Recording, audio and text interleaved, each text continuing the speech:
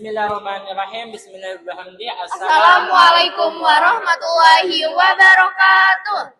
Baik, kami dari kelompok 3 akan menjelaskan materi tentang model penelitian tindakan kelas, yaitu Kemis dan MC Tagar. Nah, saya atas nama Muhammad Willy Hardi sebagai pemateri pertama. Dan saya sebagai pemateri kedua atas nama Zakia Fitria Wardani. Dan saya pemateri ketiga atas nama Nur Aini. Dan saya pemateri terakhir atas nama Faizatul Istiqomah. Baik, saksikan penjelasan materi dari kami. Sekian. Baik, di sini saya akan menjelaskan pada poin pertama, yaitu tentang sejarah dari model Kemis dan MC Taggart. Model Kemis dan MC Taggart merupakan pengembangan dari konsep dasar yang diperkenalkan oleh Kurt Lewin. Hanya perbedaannya pada tahap action atau tindakan dengan observing atau pengamatan dijadikan sebagai satu kesatuan. Hal ini karena kedua tahap tersebut oleh adanya kenyataan bahwa antara implementasi acting dan observing merupakan dua kegiatan yang tidak bisa dipisahkan. Stephen Kemis dan Robin MC Taggart adalah dua tokoh dalam pengembangan model penelitian tindakan kelas atau PTK. Stephen Kemis adalah profesor dan peneliti yang berfokus pada bidang pendidikan, khususnya penelitian.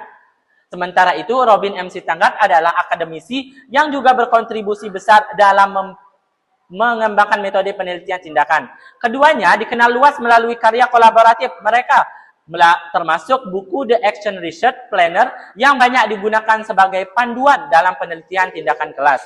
Latar belakang profesi Kemis dan MC Taggart memang terkait erat dengan bidang pendidikan dan penelitian sosial. Kemis berfokus pada pengembangan teori dan praktik penelitian tindakan di konteks pendidikan, termasuk bagaimana guru dapat melakukan refleksi kritis dan kolaboratif untuk memperbaiki proses pembelajaran.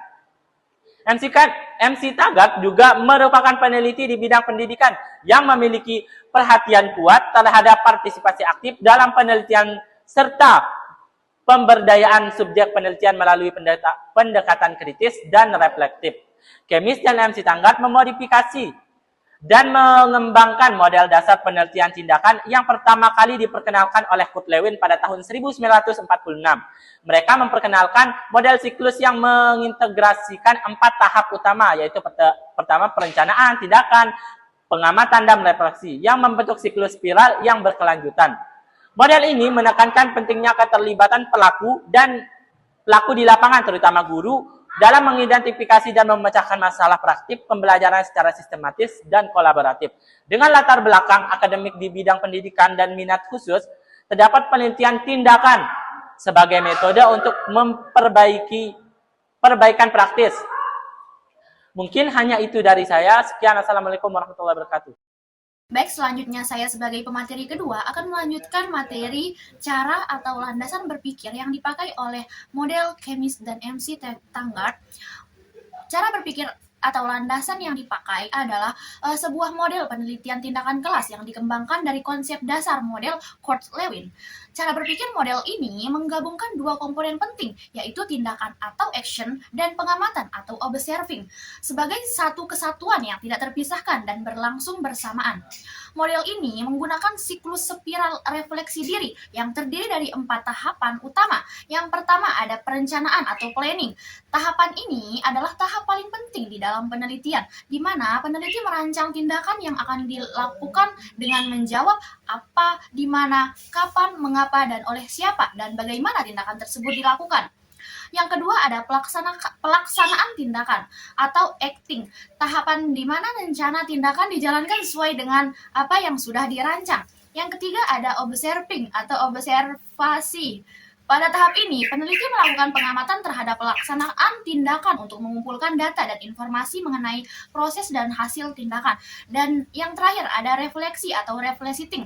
Tahap ini melibatkan peninjauan dan evaluasi mendalam terhadap hasil tindakan dan pengamatan untuk memahami perubahan yang terjadi, melakukan analisis keterkaitan data, dan mengambil kesimpulan yang menjadi dasar perencanaan siklus berikutnya.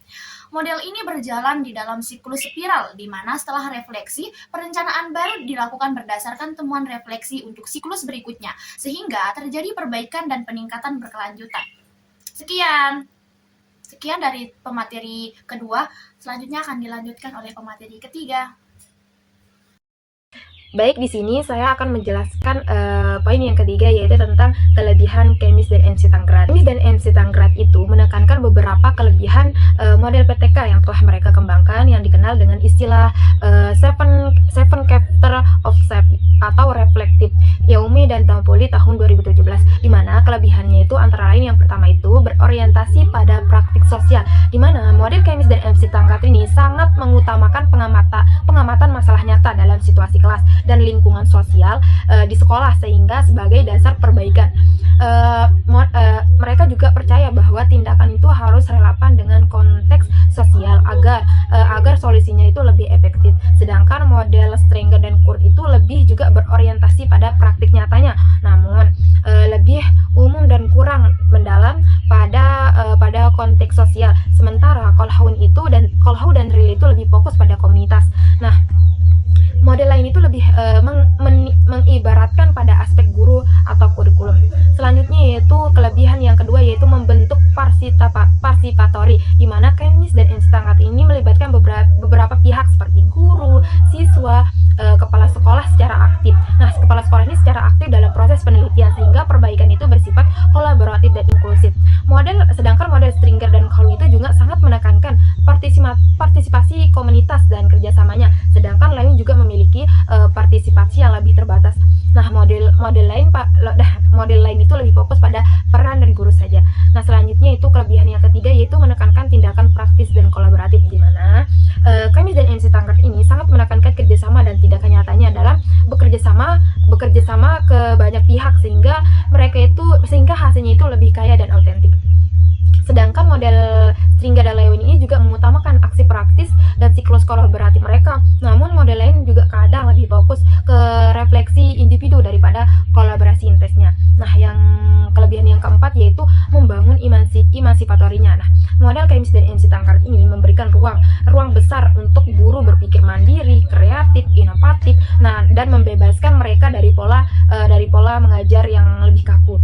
Nah, model lain juga tidak selalu memunculkan aspek emansipatorinya secara eksplisit, lebih berfokus pada perbaikan teknik atau kurikulum. Selanjutnya yaitu kelebihan yang kelima, yaitu menekankan hal-hal yang bersifat kritis, di mana Kemis dan MC Tanggrat ini mengajak guru untuk mengkaji secara mendalam penyebab masalah pembelajaran, sehingga tindakan yang diambil itu lebih tepat sasarannya. Sedangkan Erpin dan Bachman ini juga mendorong sikap kritis tapi tidak sekomprehensif Kemis dan MC Tanggrat ini. Nah, model lain itu kurang menekankan pendekatan kritis secara mendalam. Itu kelebihan yang keenam, yaitu bersifat refleksi, di mana inti dari model Kemis dan MC Tanggrat ini adalah refleksi secara terus-menerus dan berkelanjutan dalam siklus spiral, sehingga perbaikan itu terus meningkat. Sedangkan model Stringer itu memiliki refleksi yang lebih sederhana dalam siklus Look, Think, dan ICT. Namun sedangkan Lewin juga mencakup refleksi tapi dalam tahapnya itu yang lebih terbatas. Nah, sedangkan model lain ini juga punya refleksi tapi tidak sedalam dan sistematis model Kemis. Selanjutnya yaitu kelebihan yang ketujuh, yaitu bertujuan mentransformasikan teori dan praktik, di mana Kemis dan MC Tanggrat ini menghubungkan teori dengan praktik sekaligus mengkuji dan menyesuaikan teori itu secara langsung dalam konteks pembelajaran. Nah, sedangkan model lain itu lebih fokus pada praktik, namun transformasi teorinya itu ke praktik kurang diagungkan atau tidak eksplisit. Nah, secara keseluruhannya itu model Kemis dan MC Tanggrat ini memberikan pendekatan yang lebih komprehensif dengan integrasi antara konteks sosial, partisipasi luas, tindakan nyata bekerja sama, pemberdayaan guru, sikap kritis, refleksi mendalam, dan mentransformasi teori praktis secara kontinu dan sistematis. Nah, sedangkan model lain itu lebih sederhana, memfokuskan pada sebagian aspek saja, sehingga cocok dipilih sesuai dengan kebutuhan dan kondisi saat penelitian. Nah, model Kemis dan MC Tanggrat ini sangat cocok bagi mereka yang ingin melakukan PTK yang lebih mendalam dan transformatif. Selanjutnya, saya di sini sebagai pemateri kelima, yang dimana di sini saya akan menyampaikan kelemahan dari model Kemis dan MC Tanggrat. Dan dimana di samping saya itu ada 5 kelemahan dari model MC Tanggrat ini. Dan dimana kelemahan pertama yaitu ada pelaksanaan dan pengamatan. Dan dimana model Kemis dan Tanggrat ini merupakan pengembangan dari model Kurt and Lewin. Yang dimana model ini memiliki kelemahan utama karena menggabungkan tindakan dan pengamatan menjadi satu fase. Hal ini menyebabkan beban kerja ganda pada guru. Guru harus mengajar atau bertindak dan mengumpulkan data atau mengamati pada saat yang sama, yang secara inheren memecahkan fokus dan meningkatkan risiko data menjadi subjektif. Sebuah kelemahan yang dihindari oleh model Lewin, yang dimana memisahkan kedua fase tersebut.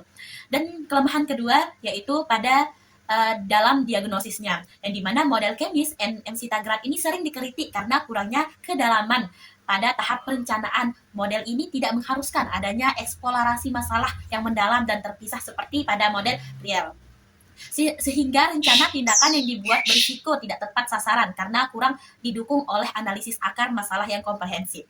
Terus ada kelemahan ketiga pada lingkup perubahan, yang dimana keterbatasan lingkup perubahan pada model Kemis and Taggart ini dirancang untuk perbaikan praktik individu di kelas tunggal. Ini menjadikannya kurang efektif dan tidak memadai jika dibandingkan dengan model Calhoun yang bertujuan untuk mendorong perubahan sistematik di seluruh institusi sekolah.